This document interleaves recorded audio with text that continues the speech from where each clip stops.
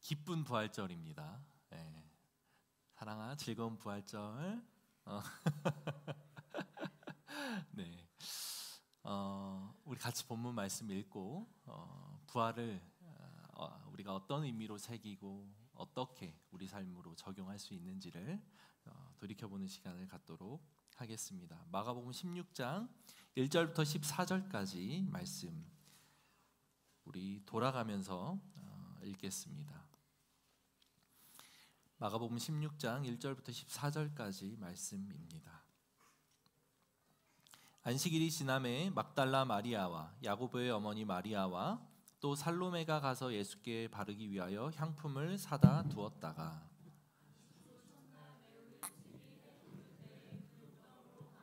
서로 말하되 누가 우리를 위하여 무덤 문에서 돌을 굴려 주리요 하더니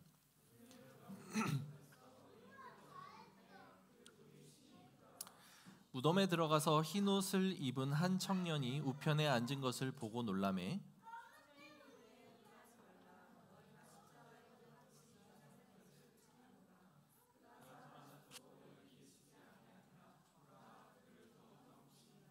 가서 그의 제자들과 베드로에게 이르기를 예수께서 너희보다 먼저 갈릴리로 가시나니 전에 너희에게 말씀하신 대로 너희가 거기서 배우리라 하라 하는지라.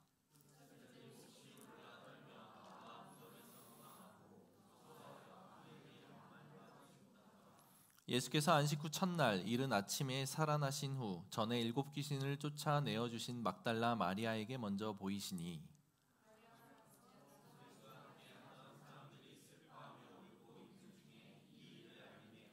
그들은 예수께서 살아나셨다는 것과 마리아에게 보이셨다는 것을 듣고도 믿지 아니하니라.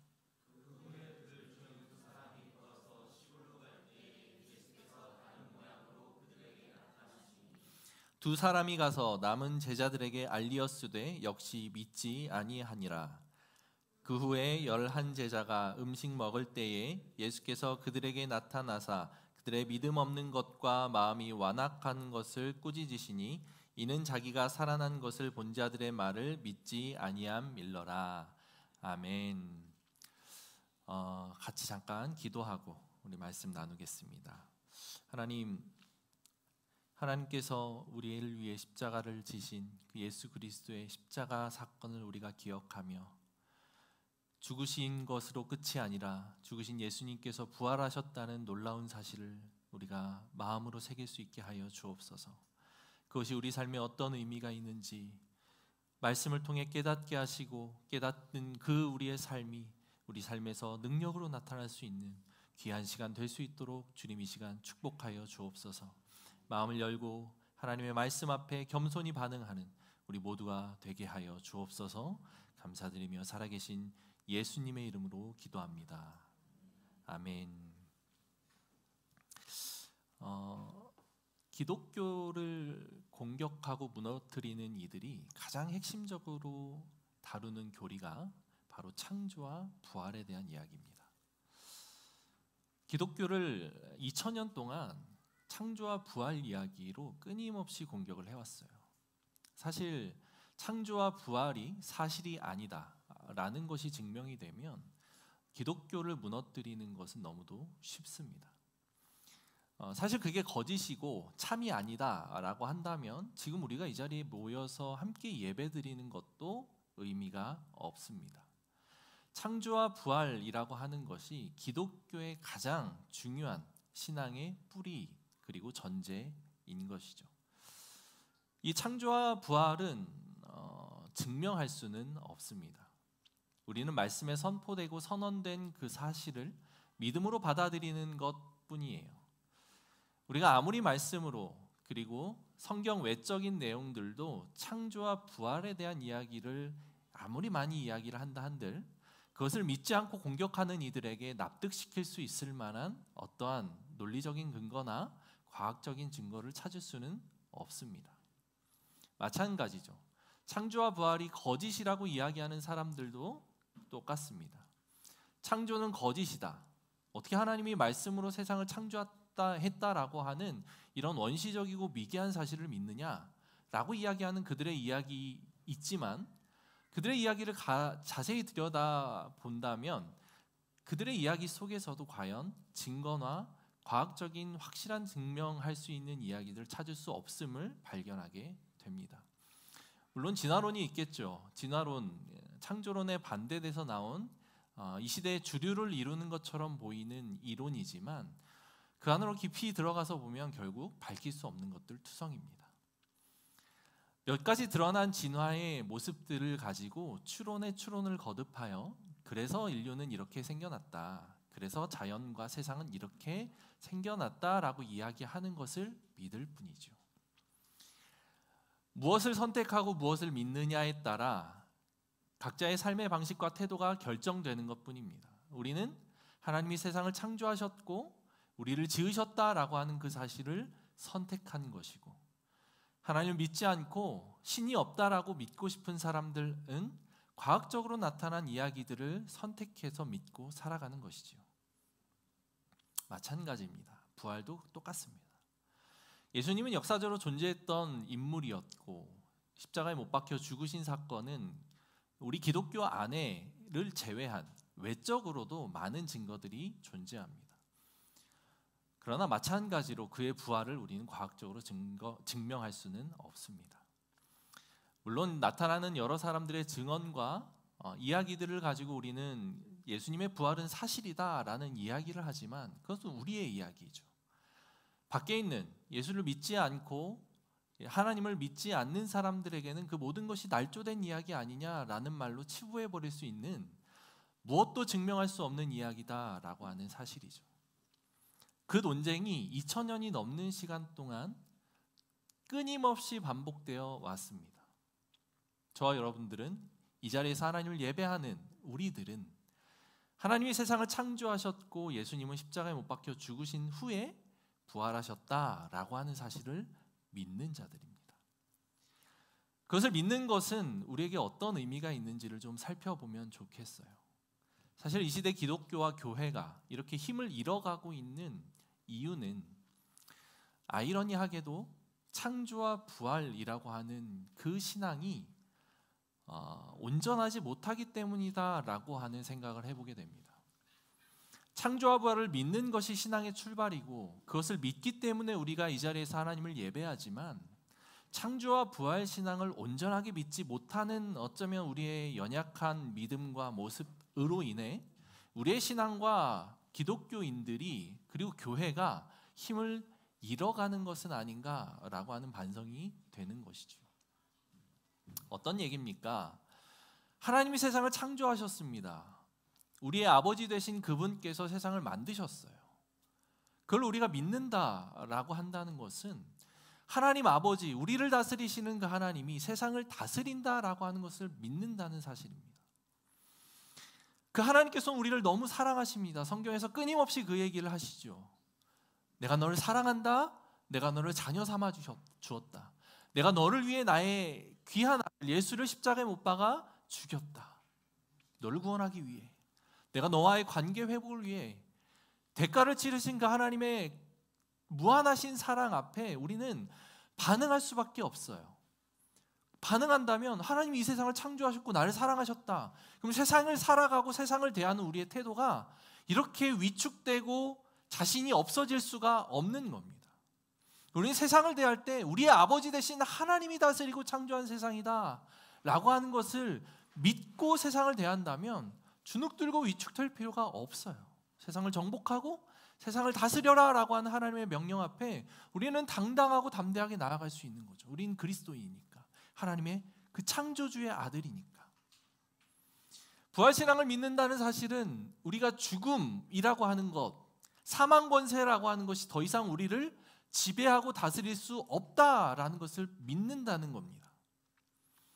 우리는 죽음 이후에 부활하게 될 거예요. 예수님의 그 모습과 같이 부활하게 될 겁니다. 죽음을 두려워하지 않는 사람, 그것만큼 세상에서 강력한 힘을 갖는 사람이 있을까요? 우리는 죽음을 무서워하지 않아도 되는 사망 권세를 이겨낸 부활을 품고 있는 사람들입니다. 겁낼 것이 없죠. 세상을 살아갈 때 무엇이 우리를 두렵게 할 수 있습니까?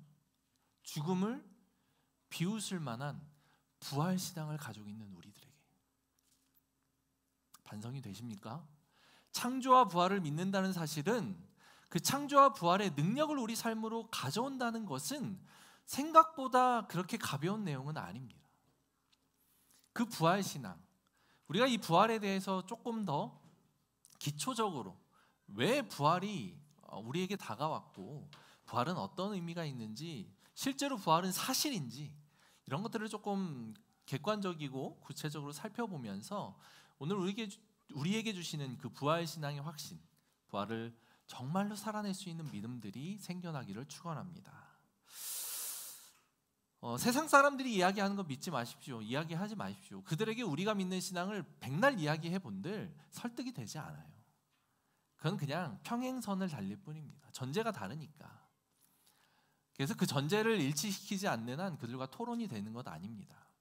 토론할 이유도 없고 토론해서 될 문제도 아닙니다. 우리가 주장하는 것, 그들은 말도 안 된다 이야기하고, 그들이 주장하는 것, 우리는 말도 안 된다 이야기하는 것 뿐이죠. 그냥 거기에서 멈추십시오. 그냥 우리는 우리의 신앙을 견고히 하고 부활 신앙을 보여주면 되는 겁니다. 오늘 본문의 이야기, 이것은 예수님이 십자가에 못 박혀 죽으시고 난 후에 나타나는 그런 이야기들입니다. 1절에 보니까 안식일이 지남에 막달라 마리아와 야고보의 어머니 마리아 또 살로메가 가서 예수께 바르기 위하여 향품을 사다 두었다가, 오늘 이 본문은 예수님이 십자가에 못 박혀 죽으셨다라고 하는 것을 이야기하고 있습니다. 예수님이 십자가에 못 박혀 죽으셨어요. 왜 죽으셨죠? 유대인들 그 종교 지도자들에게는 이단의 괴수다라고 하면서 종교 재판을 받게 되었습니다. 그러나 살해할 권한이 그들에게는 없었기 때문에, 사형을 선고하고 언도할 권한이 그들에게 없었기 때문에 당시 유대를 지배하고 있었던 로마가 세운 총독의 손을 빌어서 사형을 집행해야만 했습니다. 그 총독은 빌라도였죠. 그래서 빌라도로 인해서 재판을 받고 사형을 선고받고 십자가에 못 박혀 죽으십니다.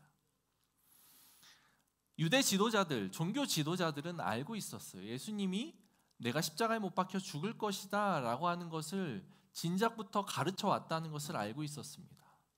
그리고 뒤이어서 예수님이 십자가에 못 박혀 죽은 이후에 내가 다시 살아날 것이다 라고 이야기한 것까지도 그들은 알고 있었습니다. 로마 정부도 마찬가지였죠. 총독 빌라도는 그것도 모든 것들을 다 알고 있었어요. 그런 그들이 예수님을 십자가에 못 박아 죽였습니다. 그 다음에 그들이 해야 될 마땅한 태도는 무엇일까요? 예수님이 예언한 내가 다시 살아날 거다라고 이야기한 그것을 막아야겠죠.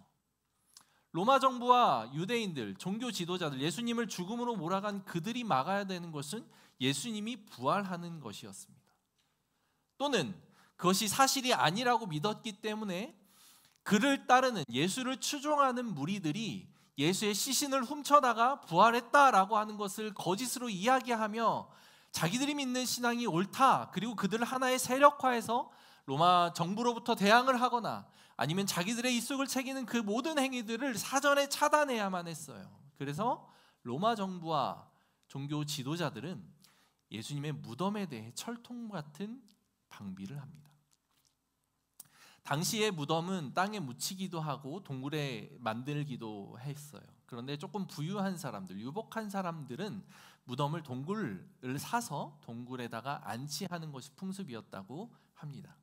예수님이 돈이 많지는 않았지만 예수님의 시신을 가져다가 장사하길 원했던 아리마대 사람 요셉이라고 하는 사람은 돈이 많은 사람이었어요. 부자였어요. 그래서 예수님을 모셔다가 동굴에 안치합니다. 본인이 미리 준비해 놓았던, 자기의 장사를 위해서 준비해 놨는지는 모르겠지만 준비해 놓았던 그 동굴에 예수님을 안치합니다. 그러자 우리는 잘 알고 있다시피 로마 정부는 그 동굴의 입구를 큰 돌로 막고, 그리고 그것으로 모자라 병사로 하여금 그 동굴을 지키게 합니다. 왜냐하면 예수님의 시신이 다시 없어지거나 살아나게 되는 것을 막아야 되기 때문이죠. 그런데 예수님이 돌아가신 날은 안식일 바로 직전 일이었습니다. 금요일이었어요. 예수님이 돌아가신 것은 오후 3시쯤이었습니다. 오후 3시쯤에 돌아가셔서 이제 한 안식일까지는 3시간밖에 남지 않았기 때문에 그 시신을 거두고 그리고 뭐 이제 장례를 치르기 위해 향유를 바르고 하는 등등의 일들을 할 시간이 없었어요. 그래서 아마도 예수님의 시신은 특별한 장례 절차 없이 배로 돌돌 말기만 한 상태로 무덤에 안치되는 그런 상황이었을 겁니다. 그러니 여인들, 예수님을 추종하고 예수님을 따르던 여인들이 얼마나 마음이 아팠겠습니까? 제대로 예수님을 장례하지도 못하고 향유를 바르지도 못한 그 상태로 예수님이 무덤에 들어갔으니 마음이 너무 아팠을 거예요. 그래서 안식일에는 어떠한 일도 할 수 없기 때문에 안식일이 끝난 첫날 아침에 그들은 바로 예수님의 무덤을 찾아가는 것이고, 그게 오늘 우리가 읽은 이 본문 16장 1절에 나타나는 그 장면입니다. 2절에 보니까 안식 후 첫날 매우 일찍이 해도 들 때에 그 무덤으로 가며 이렇게 되어 있죠. 여인들은 예수님을 장례하기 위해서, 그의 몸에 향유를 바르기 위해서 예수님의 무덤을 찾아갑니다. 그런데 그 무덤에 놀라운 일이 벌어진 거예요. 여인들은 당연히 걱정했겠죠. 무덤을 지키는 병사들도 있었고 무덤 앞을 가로막았던 바위도 있었기 때문에 그걸 어떻게 치울까 걱정하고 염려했을 겁니다. 그래서 3절에 이렇게 이야기를 하죠. 서로 말하되 누가 우리를 위하여 무덤 문에서 돌을 굴려주리오 하더니 라고 되어 있죠. 그러면서 4절에 가서 보니까, 걱정하면서 갔는데 가서 보니까 눈을 들어본 즉 벌써 돌이 굴려져 있는데 그 돌이 심히 크더라. 큰 돌이 이미 굴려져 있었던 거예요. 문이 열려 있었던 거죠. 여인들은 아주 당황하고 놀랍니다. 예수의 부활이 거짓이라고 증명해야만 했던 그 당시 유대의 종교 지도자들과 로마 정부, 그리고 예수님의 부활을 들었지만, 예수님으로부터 순환 예고와 부활에 대한 예고를 들었지만 믿지 않았던 제자들, 이제 앞으로 살펴보겠지만 제자들은 그것에 대해 기대하거나 믿음이 없었습니다. 그런데 그 모든 것들을 깨고 예수님은 부활하셨죠. 여인들은 그 장면을 보는 겁니다. 무덤에 들어가서 5절에 이렇게 나오죠. 무덤에 들어가서 흰옷 입은 한 청년이 우편에 앉은 것을 보고 놀라매 청년이 이르되 놀라지 말라. 너희가 십자가에 못 박히신 나사렛 예수를 찾는구나. 그가 살아나셨고 여기 계시지 아니하니라. 보라, 그를 두었던 곳이니라. 여인들이 가서 보니까 예수님이 원래 눕혀 있었어야 되는, 예수님의 시체가 있었어야 되는 그곳이 비어 있는 것을 발견한 거예요. 아주 놀랐죠. 이건 마가가 기록한 이야기입니다. 마가가 마가복음을 기록할 때 서두에서 이제 기억하실진 모르겠습니다. 베드로의 제자였던, 베드로를 끝까지 수발했던 마가를 통해 기록된 이야기라면 이 이야기는 아마 베드로를 통해 전달되었을 가능성이 가장 높습니다. 가장 먼저 기록되었던 마가복음, 그리고 직접 보지 않고 사도였던 베드로를 통해 전달받은 이 이야기, 이게 마가의 이야기죠. 그러나 이 같은 사건을 다른 복음서는 어떻게 기록하고 있는지를 좀 살펴보면 재미있을 것 같아요.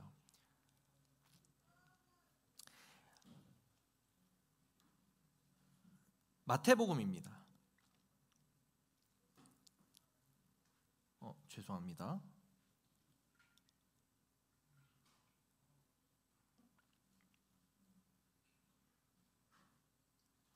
마태복음 28장을 같이 한번 보겠습니다.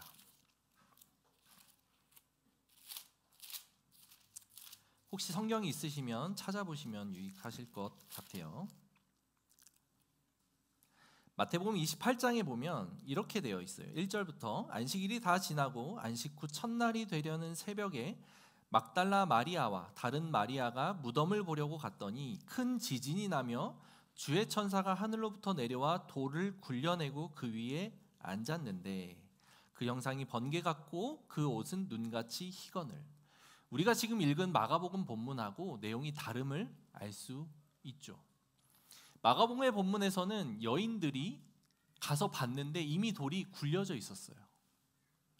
그런데 지금 마태복음의 같은 사건을 이야기하는 본문에서는 여인들이 갔을 때 천사들이 호련히 나타나서 천둥 같은, 번개 같은 형상의 옷을 입고 하늘로부터 내려와서 돌을 굴려내고 그 위에 앉았다라고 표현하고 있습니다. 다르죠. 다른 이야기입니다. 누가복음은 또 다르게 기록하고 있어요. 같은 사건을 다르게 기록하고 다른 이야기로 표현하고 있다. 물론 본질적인 내용은 같죠. 여인들이 찾아갔다라고 하는 내용은 같고, 거기에서 천사라고 하는 존재가 나타났다. 이제 마가복음에서는 청년이라고 표현하지만 아마 그 청년이 천사로 짐작을 합니다. 그런 어떤 본질적인 이야기들, 예수님이 그 자리에 없었다, 이런 것들은 동일하지만 중요한 것은 세부적인 표현들이 달라요. 그리고 또 한 가지, 그 예수님의 부활을 목격하는 첫 번째 목격자와 그 증인이 바로 여인들입니다. 여인은 그 당시에 법정에서 증인으로도 쓸 수 없을 만큼 인권이 연약하고 아주 부족한 그런 시대였어요. 여인의 말을 믿지 않는 시대였다는 거죠. 제자들과 성경을 기록한 사도들은 예수님의 부활을 증명 또는 예수님이 부활이 있어야만 본인들의 사역이 의미를 찾는 사람들이었습니다.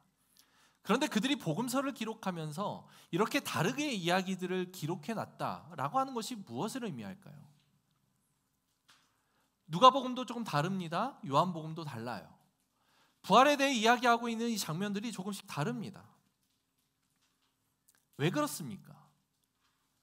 애초에 제자들과 성경을 기록한 사도들은 부활이라고 하는 것을 증명할 생각이 없었던 거예요. 만약에 그들이 부활을 증명하고 싶었다고 한다면 복음서를 기록할 때 앞서 기록한 다른 복음서가 있다라는 소문을 들었다면 그곳에 가가지고 똑같은 내용, 부활에 대해서 증명할 수 있을 만큼 치밀하게 이야기들을 짜맞춰가면서 내용을 기록하지 않았을까요? 그것을 만약에 증명해야 된다라고 하는 책임감과 그 사실에 대한 어떤 무게감이 그들에게 있었더라면 이렇게 허술하게 기록하지 않았을 거예요.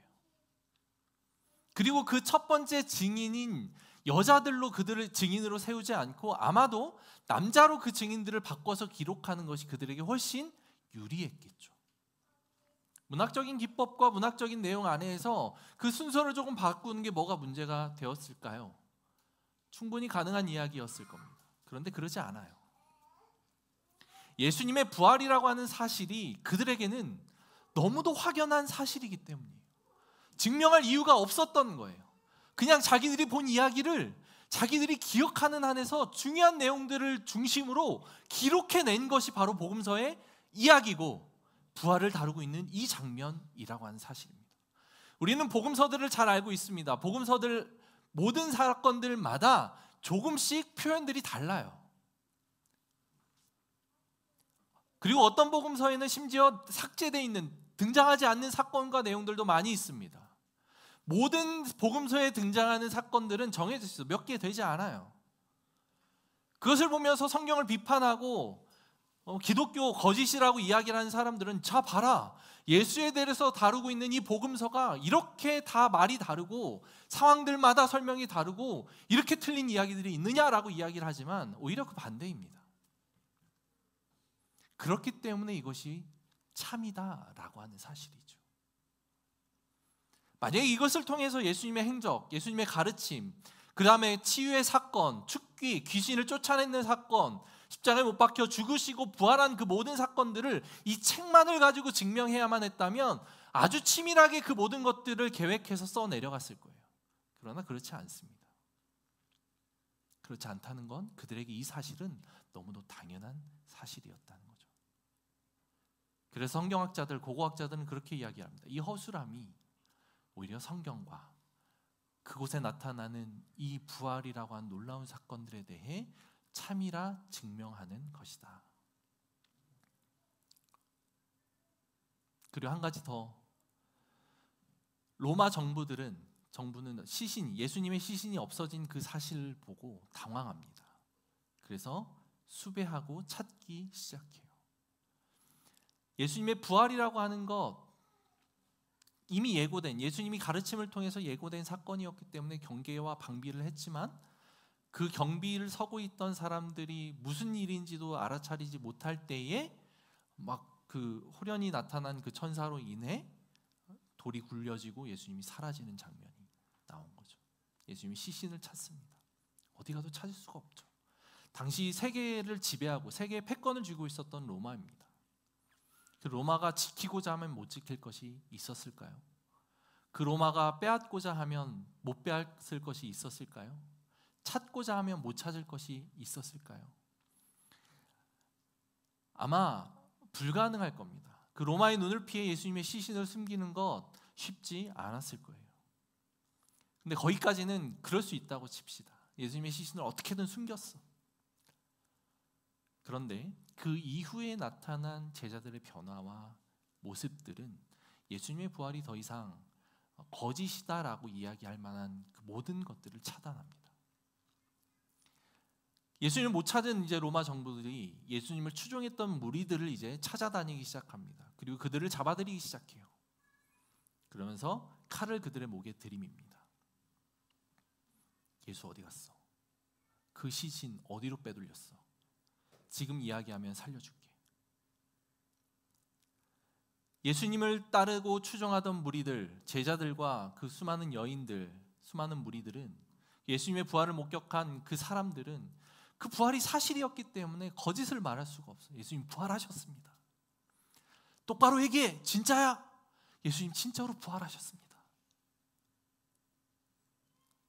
그러자 그들은 한 명 한 명씩 로마의 칼날 아래 죽어가죠. 예수님의 부활이 거짓이었다면 그들이 그것을 보지 않고 누군가의 말을 통해서만 듣고, 우리 이제 읽어 나가겠지만 제자들은 예수님이 부활했다는 소식들을 연거푸 들으면서도 계속 믿지 않습니다. 진짜야? 사실이야? 내가 그를 보기 전에는 믿지 않겠어.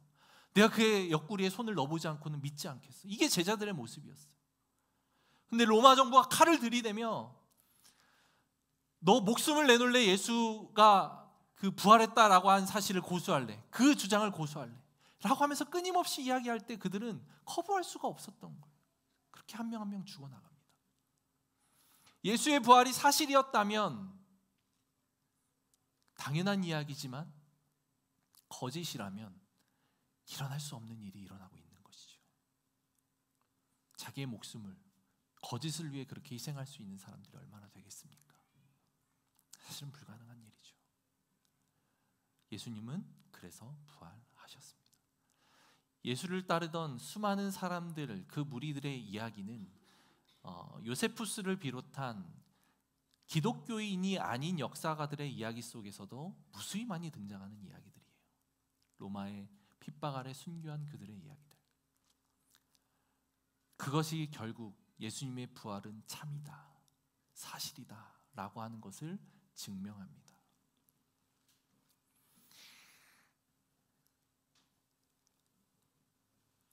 예수님이 부활하신다라고 하는 사실, 이것은 이스라엘 백성들과 유대인들에게 너무도 혁명적인 사실이었어요.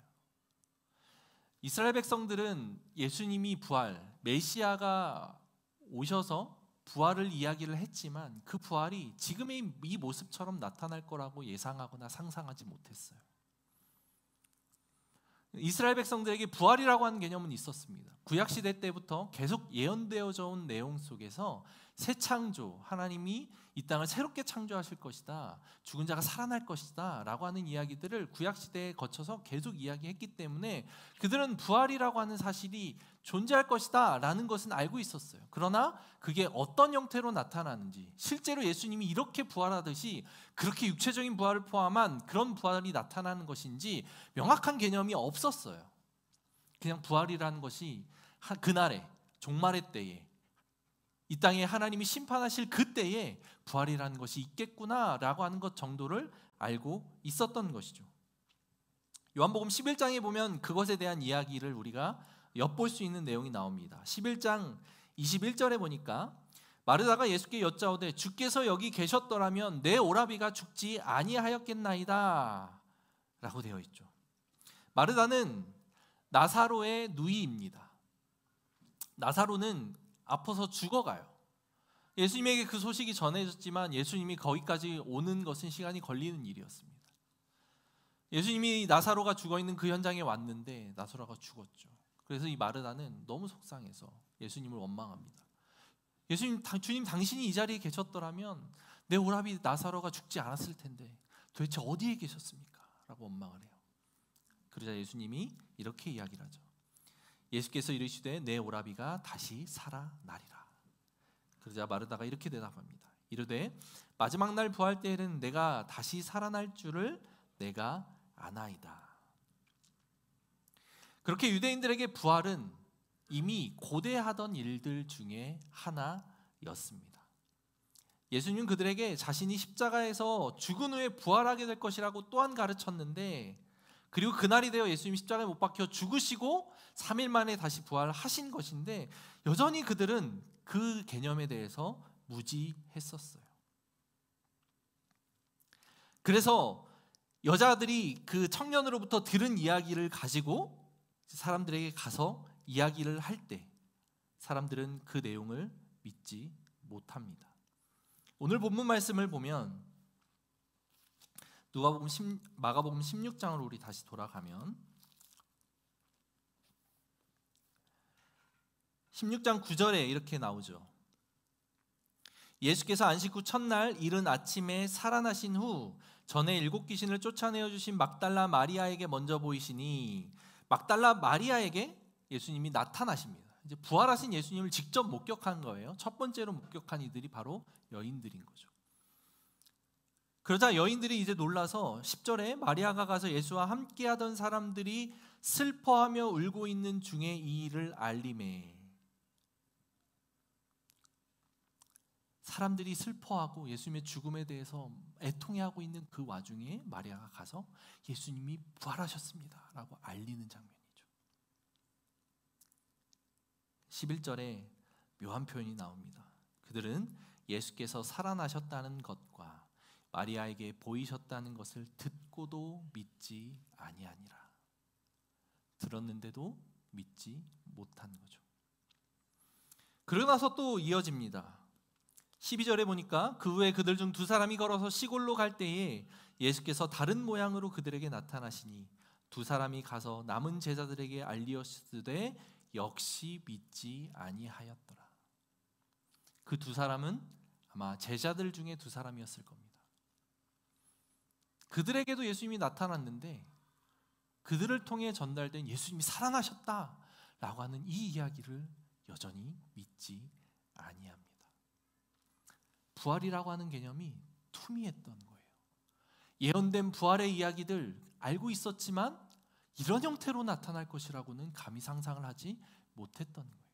아마 어쩌면 그들이 진짜 우리를 구원할 메시아라고 믿고 따르던 그 예수라는 자가 실제로 우리를 구원하지 못하고 죽어갔던, 로마 정부가 이단 중에 이단이고 유대인 종교 지도자들이 예수는 거짓이야 라고 이야기했던 그 사실이 맞는 건가? 라고 하는 마음에 회의감이 들었을 수도 있습니다. 그래서 부활한 그 예수님의 소식을 듣고도 그들은 믿지 못했죠.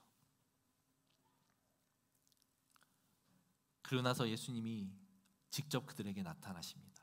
그 후에 11제자가 음식 먹을 때 예수께서 그들에게 나타나사 그들의 믿음 없는 것과 마음이 완악한 것을 꾸짖으시니 이는 자기가 살아난 것을 본 자들의 말을 믿지 아니함일러라.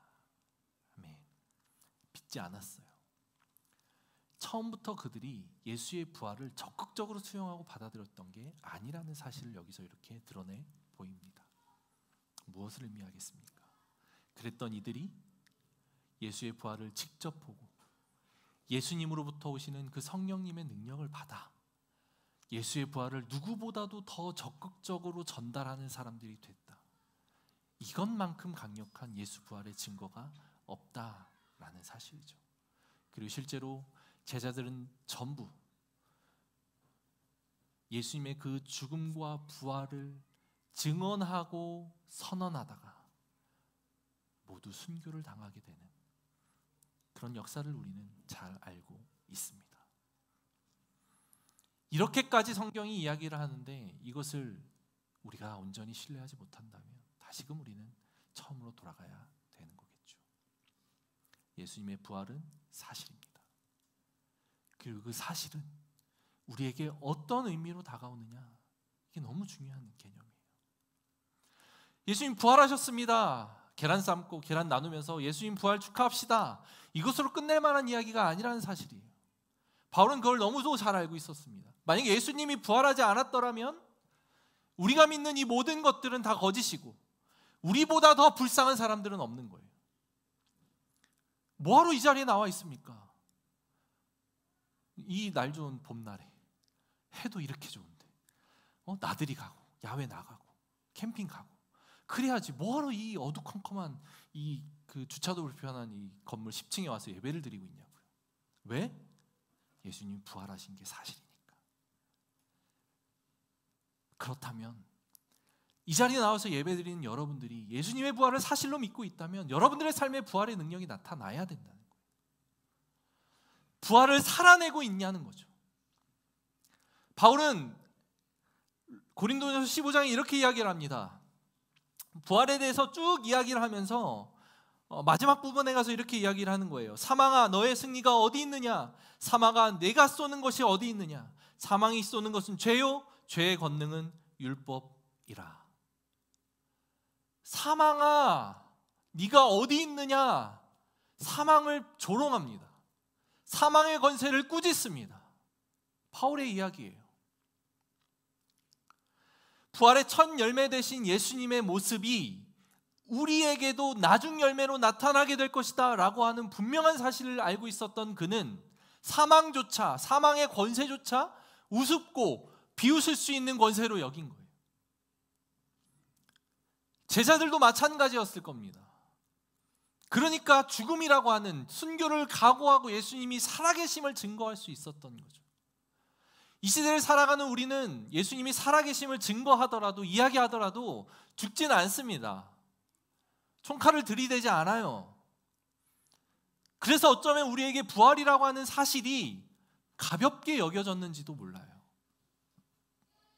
부활을 믿는다라는 것이 죽음과 연결이 될 때 그들의 신앙은 진짜였습니다. 근데 우리의 신앙은, 부활은 무엇과 연결되죠? 여러분들이 부활 신앙을 믿음으로써 이 세상에서 당해야 될 핍박, 고난 어떤 게 있습니까? 모든 것들 다 같이 믿지 않는 불신자들과 함께 모든 것들을 다 누리면서 부활 신앙 우리는 믿습니다 라고 하는 것. 하나님이 가르쳐 주신 이 하나님 나라의 권세와 하나님 나라의 이야기들은 모두 다 사라지고, 예수를 믿는다는 것만으로도 죽임을 당했던 그 시대와는 다르게 예수를 믿더라도 아무런 고통도 고난 없이 살아갈 수 있는 지금 이 시대 속에서 우리가 부활이라고 하는 권능을 무엇을 가지고 드러낼 수 있겠냐는 거죠. 하나님의 말씀을 우리가 지키면서 우리가 할 수 있는 최소한의 것, 하나님 나라 백성으로서 살아가는 것. 세상 사람들은 돈이고 직업이고 스펙이 우선이라고 이야기하는 그 세상 속에서 그것들 중요할 수 있지만 아니야, 그거보다 더 중요한 가치가 있어. 바로 깨어진 세상에 하나님의 사랑이 전파되고 심어지는 것, 죽어가는 영혼들이 살아나서 하나님과의 관계가 회복되게 하는 것, 내가 손해를 보더라도 다른 사람들을 복되고 유익하게 만드는 것이 그리스도인의 삶이라는 것, 부활을 믿는 사람들이 마땅히 보여야 될 모습인 거예요. 그게 바로 우리가 살아내는 삶의 모습이죠. 부활이라는 것이 있기 때문에 두렵지 않습니다. 세상에서 조금 못나면 어때요? 사망아 라고 비웃으면서 조롱하던 그 바울의 이야기와 선언이 우리 삶에도 똑같이 있어야 되는 겁니다. 우리는 부활의 권세가 있으니까. 예수님 다시 오셨을 때 우리는 그렇게 부활하게 될 겁니다. 여러분들의 삶에서 여러분들을 주눅들게 하고 힘들게 하고 고통스럽게 하는 것들이 있습니까? 아니요, 힘들어하지 마십시오. 괜찮습니다. 우리는 예수의 십자가와 부활의 권세가 있는 이들이기 때문이죠. 그것을 굳게 붙잡고 싸우십시다. 그리고 승리합시다. 그런 인생 살아내기를 소망합니다. 기도합시다.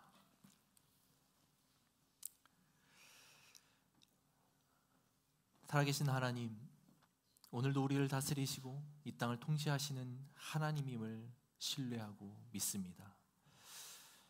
그 하나님께서 우리에게 보여주신 그 사랑의 증거, 그 사랑의 모습, 그 예수님의 모습을 우리가 살펴보았습니다. 십자가에서 못 박혀 죽으시고 다시 살아나신 그 예수님의 모습이 우리 삶에도 부활의 신앙으로 나타나기를 소망하오니, 주님, 참된 부활 신앙을 살아내는, 권세 있는 신앙을 살아내는 우리 복된 성도님들 될 수 있도록 인도하여 주옵소서. 부활이 거짓이라면 우린 이 자리에 있을 필요가 없습니다.